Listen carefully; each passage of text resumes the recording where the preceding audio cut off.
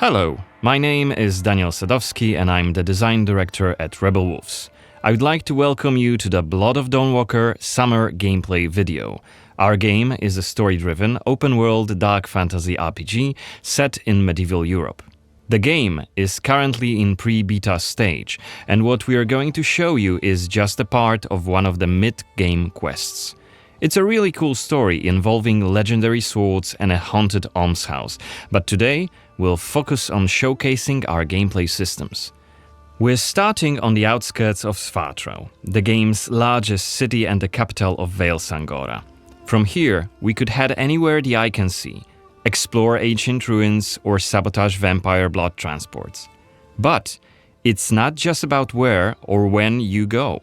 It's also about how you approach the main quest and shape the story, making each playthrough uniquely your own. For now, we're following the road. Cohen is on his way to the city's cathedral, chasing leads about a powerful weapon said to be hidden in its crypts. But first, we'll have to deal with some bandits who camped out by the main road. Traveling through Vale Sangora is never boring. The world is dense with quests, random encounters, and locations steep in lore. This will be a great opportunity to show you our combat system. Our goal was to make the player feel like a real swordmaster who closely observes his enemies. We'll begin this fight by using acrid dust to stun one of the enemies. Now, when you attack, you choose one of four directions: up, down, left or right, in order to hit the opponent where he is unable to parry. And similarly, when defending, you have to take note of the enemy's intent and the direction of the attack. On the left side of the screen, just above Cohen's health, you have activation charges that will be filled in with each successful attack, block and parry. Once they are full, you can use one of the active abilities which allow you to take a more tactical approach to fighting. We started the fight by throwing some acrid dust. And now let's cast Burning Blood. It's a hex which boils the enemy's blood and burns their skin, dealing physical damage over time. Alright, time to finish this fight. Let's use the final activation charge to cast the artery attack, which actually decapitated the last opponent. Our hero quickly dispatched the bandits, so let's loot a few items they've left behind and open the inventory. First of all, let's replenish our health by eating something, and then take a closer look at this cool-looking weapon we just picked up. Ah, it has better stats than our current weapon, so let's equip it right now. We've also leveled up, so let's use this opportunity to spend the newly acquired skill point in one of Cohen's skill trees. The skills in the Blood of Dawnwalker are divided into 3 trees, one for human, one for vampire, and one shared between the two. We also have an active abilities panel. We can use it to unlock additional abilities to use during combat. Note that during the day, the health bar is not regenerating. You need to find consumables like the one we've just eaten. The hexes we've just used also consume some of Cohen's health. Be aware of that. The way our magic system works, there's always a price to pay for manipulating reality. But we can make it sting a bit less. Let's level up the Frugal Witchcraft skill, so next time we'll cast a hex, it'll consume fewer of Cohen's health points. Now that we've wrapped up the encounter with the bandits, we can be on our way to get inside the city. Right now, Cohen hasn't done enough to ruffle the vampire lord's feathers, so the guards will just wave us through. But the more damage you cause, the more suspicious and aggressive they'll become. So when you play the game yourself, you'll have to decide whether you want to challenge the vampires openly, or lay low until you're ready to strike and surprise them. And it's grander than before. They're putting in new stained glass. The Knyaz doesn't deny the old faith. Out of my face! This is the rich district of the city, Silberkreis. There's also Altenmarkt, Neustadt, and the Middens. Each of the boroughs has its own feel and character. Get your stinking ass out of here! I was just passing through, I swear. I got tired and sat down and started begging. Looming high over the city is Brancis's castle, Greifberg. He took it over when he slaughtered the human ruler of the valley, Skender, as shown in the trailer we shared with you earlier in January this year. In order to complete the main quest and save your family, you'll have to storm the castle, alone or with help of friendly NPCs. We could do it right now if we wanted, but it would be super challenging. No more drink for you, my friend. Go home. Oh, let me. I just want to. Oh, let me in. You made a mess, and it's not that kind of inn. Let's check the map. The cathedral is really close. There's plenty of other places to see and things to do here. A couple of inns, a medic, a blacksmith, an armorer, and other merchants. Fucking hell. You can see that not only the vampires came out of the shadows. This creature on the right is called an Uriash. Look around, especially at night, and you'll learn humans have lots to fear, not just the vampires.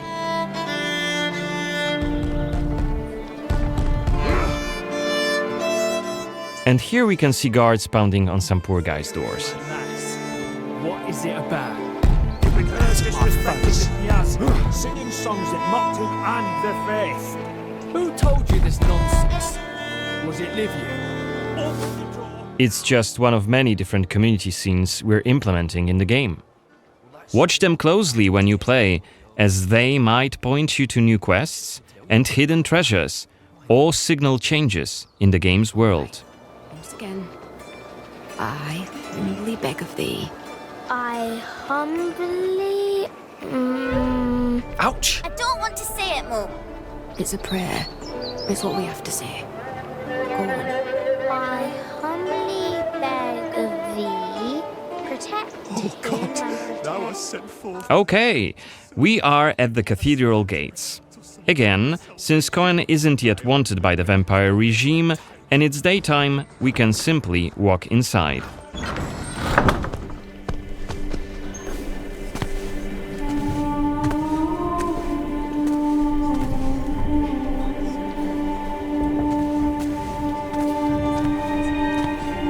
The baptism of a newborn is a solemn moment, doubly so. A new life joins our flock, bringing happiness to its parents and to the congregation. Natus ex sanguine est, alitur sanguine, et in sanguine morietur. Ego te baptizo in nomine Dei. Amen.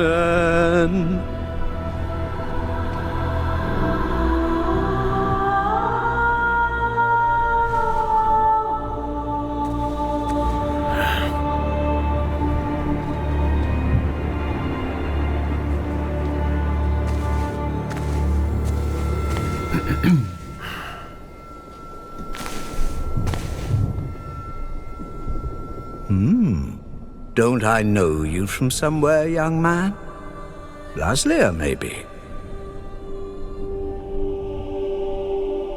I'm sorry, but you must be mistaken. Am I? Perhaps. Perhaps. My memory isn't what it used to be. Come with me. I'll take your confession. Thank you, but I have no need for confession. Ah. So you deem your conscience clear? I wouldn't go that far. But I'm sure you're a busy man, Father. So while I appreciate the offer, I feel that my soul shouldn't be your priority. I won't press the matter. You are quite correct. I have many other duties to attend to.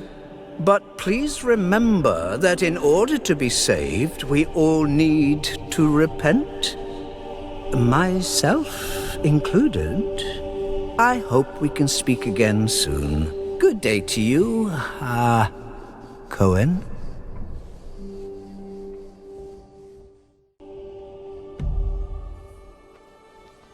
What we saw right here was just one of many cutscenes we recorded for the game, which smoothly transitioned into a dialogue scene. We use cutscenes to highlight key scenes or showcase interesting bits of lore. Like this blood baptism. Creepy, isn't it? The core feature of the Blood of Dawnwalker is the dual gameplay loop. Remember, Cohen may be a human during the day, but he turns into a vampire at night and has a different set of skills at his disposal. And this is just one variable that affects our quests. Depending on when you tackle a particular quest, what choices you've made earlier, whom you befriended, or whom you've angered, your gameplay and story experience will be very, very different. So each quest is a complex structure with multiple possible paths leading to the end goal. We maximize players' freedom and agency, offering you a narrative sandbox to play in. I wonder what secrets may be concealed up there, just beyond Cohen's reach. And how do we get there? It's impossible to do during the day, but come night, it's an entirely different story. Let us explain what we mean by taking our current quest as an example. During the day, we got inside the cathedral without any problems, since it's open for all to see and Cohen doesn't yet stand out from the crowd. The scaffolds, though, are outside of his reach. But climbing them won't be a problem for the vampire, who has many more exploration abilities at his disposal. Bear in mind, Cohen has not completed the quest yet. What's more, there are still a few clues to be found in order to solve this story. It's worth mentioning that narrative sandbox also means that we may completely abandon this quest and follow a different path to defeat Brensis. For today, we're focusing on the gameplay part, so let's see how we could tackle this particular quest during the night. We're starting right after dusk, as a vampire, on the rooftops of Svatro. Right now, we have 22 days left to complete this goal. This counter is always displayed and you will be warned each time it's pushed forward. So you have to be aware of the time, and it's more of a resource you'll be spending than a racing clock. As a vampire, you'll see and experience the world from a different perspective. You can travel quickly and easily access places beyond the reach of regular humans. Let us show you what we mean. This is Shadow Step, a unique vampiric ability allowing Cohen to jump to almost any place within his reach. Now let's take a good look around using the focus mode. This ability highlights objects of interest and loot. And there is something right here. This time it's just some items to grab, but on other occasions, who knows? You might come across a hidden quest. Looks like our health is quite low. This is because, as a vampire, your health bar also represents your hunger level, and you start each night thirsting for blood. Remember, you have to quench this appetite in order to make full use of your vampire abilities, and rein in your monstrous nature around NPCs. Otherwise, you may end up draining someone important, which may lead to unpredictable consequences. We'd better feed then. Maybe on someone who is standing all alone. Like this drunkard. Let's grab him and use Voracious Bite ability. Unless you lose control due to hunger, you get to decide how much blood to drink. You can drain just a bit and knock your victim unconscious, or go all the way and kill them.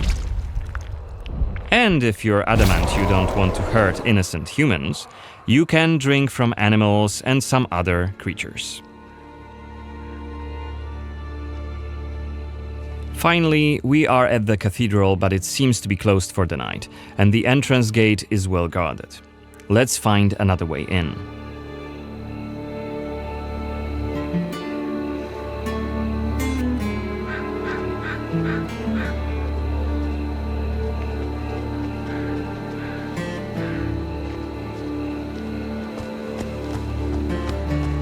Shadow Step is not the only vampiric ability you're gonna learn during your playthrough.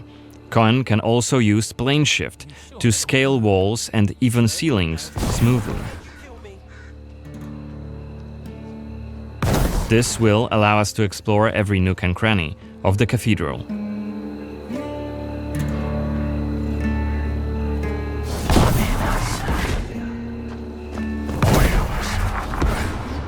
Blood to blood.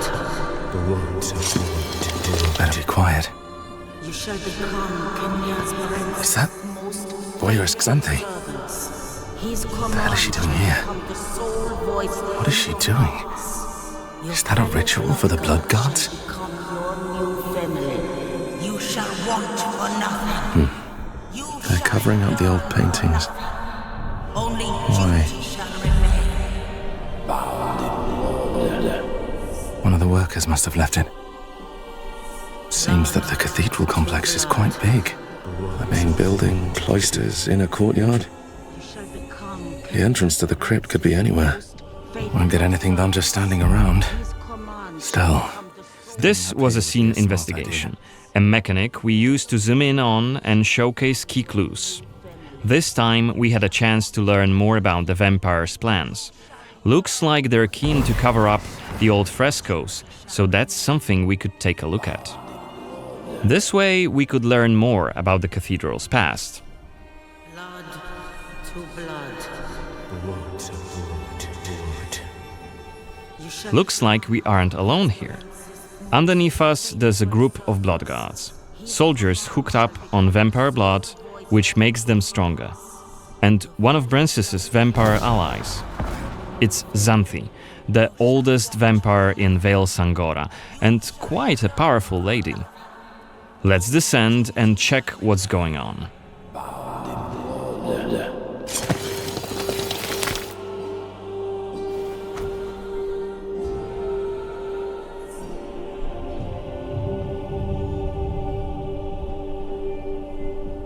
Don't think I don't see you skulking in the shadows. Come out!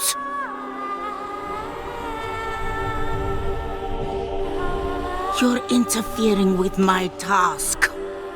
Who are you? It doesn't matter. Very well. I don't have time for interruptions. Let us dispose of him. Quickly!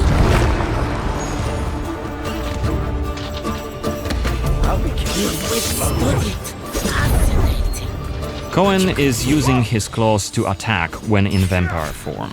Blood guards are dual-wielding opponents. Their attacks are pretty strong. Of course, even when fighting with claws, combat is still directional. Don't worry, Cohen can still use his sword as a vampire. You haven't lived long.